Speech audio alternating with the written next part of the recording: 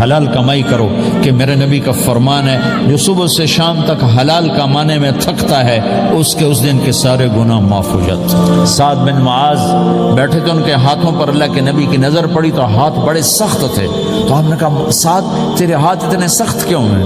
کہا جی میں اپنے باغ میں خود کام سے یہ سخت ہو گئے۔ تو آپ نے سعد کا ہاتھ پکڑا اور ایسے چوما اور کہا اپنے بچوں کو حلال کھلانے، جو ہاتھ ایسا ہو جائے گا اس پہ جہنم کی آگ حرام ہو جائے گی۔ حلال کمائی کرو کہ میرے نبی کا فرمان ہے جو صبح سے شام تک حلال کمانے میں تھکتا ہے اس کے اس دن کے سارے گناہ معاف ہو جاتے۔ سعد بن معاذ بیٹھے تھے، ان کے ہاتھوں پر اللہ کے نبی کی نظر پڑی تو ہاتھ بڑے سخت تھے، تو ہم نے کہا سعد تیرے ہاتھ اتنے سخت کیوں ہیں؟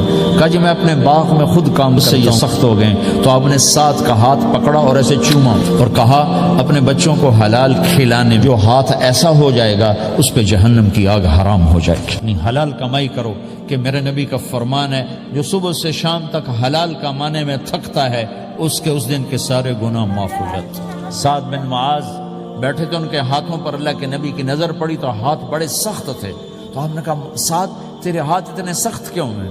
کہا جی میں اپنے باغ میں خود کام سے یہ سخت ہو گئے۔ تو آپ نے سعد کا ہاتھ پکڑا اور ایسے چوما اور کہا اپنے بچوں کو حلال کھلانے، جو ہاتھ ایسا ہو جائے گا اس پہ جہنم کی آگ حرام ہو جائے گی۔ حلال کمائی کرو کہ میرے نبی کا فرمان ہے جو صبح سے شام تک حلال کمانے میں تھکتا ہے اس کے اس دن کے سارے گناہ معاف ہو جاتے۔ سعد بن معاذ بیٹھے تھے، ان کے ہاتھوں پر اللہ کے نبی کی نظر پڑی تو ہاتھ بڑے سخت تھے، تو ہم نے کہا سعد تیرے ہاتھ اتنے سخت کیوں ہیں؟